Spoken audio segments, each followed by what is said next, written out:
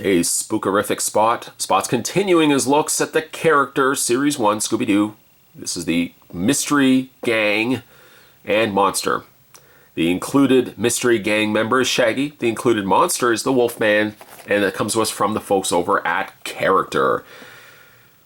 Socrates is not here. No, he's not. He's actually pouting. Date didn't go well. Date. If you watched the last video, Murder of Crows, first of all, bad name. Bad name for a website. I don't care if you're crows looking for crows.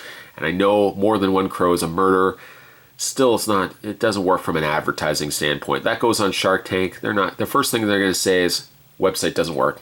You're going to have to change the name. Anyways, he's pouting. Things didn't work out for him. Big surprise. I mean, that's what happens. He posts some photo of him as a muscular crow.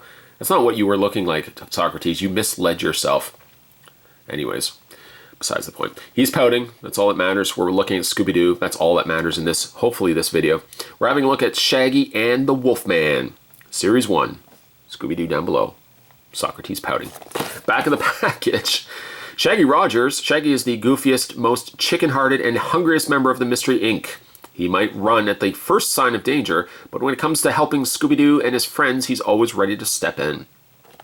A very brief read-up says, for the Wolfman, a supernatural-looking creature with frightening fangs, the Wolfman uses his super strength to scare everyone in his path.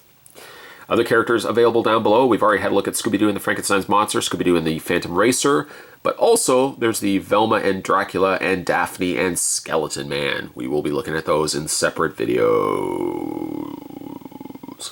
Spot's going to take a terrifying break and get this opened up. Okay, I'm slightly misleading you. It's not, I would say it's middle frightening. It's not terrifying. Okay, let's admit it. I'm just going to take a break. It was terrifying before, but not so much now. I feel so much better now. I got that weight off my shoulders. I've been misleading everybody by saying taking a terrifying break. Truthfully, the break, I'm just going to grab myself a sandwich.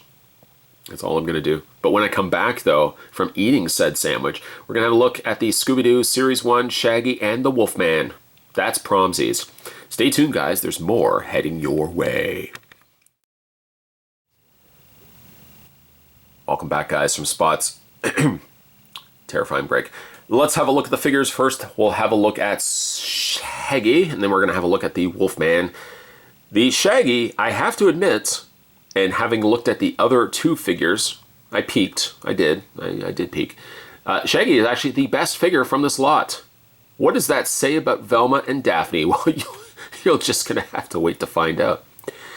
He's not perfect, but I think for the most part, he's actually one of the better Shaggys that I've seen in hand. Yes, he's got charter on his bum, and he's also got some code on his behind. Other than that, though, the one big issue I have with the figure is the paint around the collar, or the V-cut of his shirt. Clearly, they've tried to match the paint to the plastic used for the face.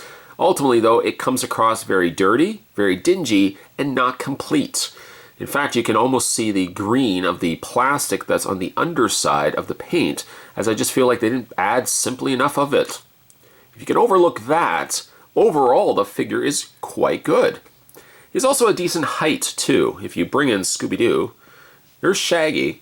Truthfully, Shaggy could be maybe just a hair taller, but for the most part, they scale pretty decently. I can't say the same for Wolfman. In fact, I'll talk about that in a second. But for the most part, these guys pair well together. As you've seen probably from countless videos on this channel, Spot's a big fan of Scooby-Doo. I've reviewed many different characters, many different incarnations of the gang. But this might be one of the better Shaggys, I have to admit. Paint, except for the V-cut of the little collar area there of his shirt, for the most part, paint's really good. I don't really have any issues. No qualms to say. No qualms at all, except for the one. Sure, of course, there's maybe just a little bit of paint gooped at the back, but that's something I could easily live with. Face sculpt is good. Little whiskers also on his chin. His chinny chin. It looks decent enough. Paint on the eyes are nice and clean. His eyes aren't crooked. Just wait till we get to Velma and Daphne. Spot's chuckling like an evil mastermind. In his posability options, Shaggy's head does rotate, but it rotates at the base of the neck, so he gets this weird, I'm looking up at the ceiling, oh, I'm also apparently dead option, but he can't do that. Shoulders rotate all the way around. He has a bend at the elbow.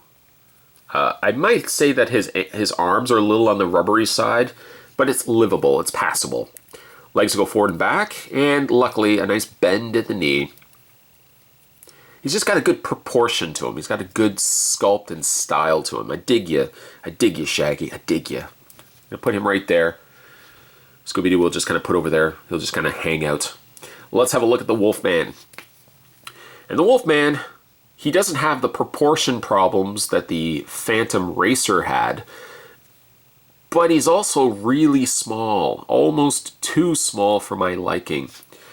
If we pair him against Frankenstein's monster, I suppose by the virtue of comparing the two of those, they do match proper scale. I guess, because Werewolf is shorter than Frankenstein's monster. So that makes sense.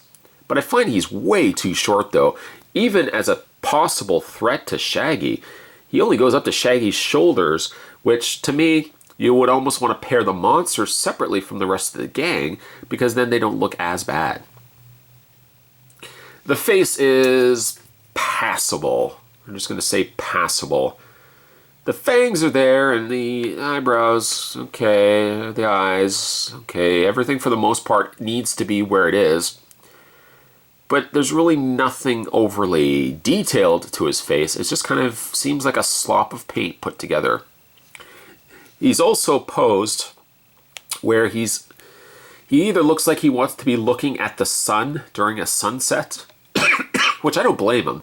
Everybody loves looking at sunsets. But like this arm, you can't really do too much with him. He could just pat his tummy and say, "Me Wolfman, me hungry." Or he can look at the sunset. That's about all you can really do with the hand. You can't even really rotate the hand either. So that is your only option. The head doesn't rotate. It's also stuck in place. This just looks weird doing this.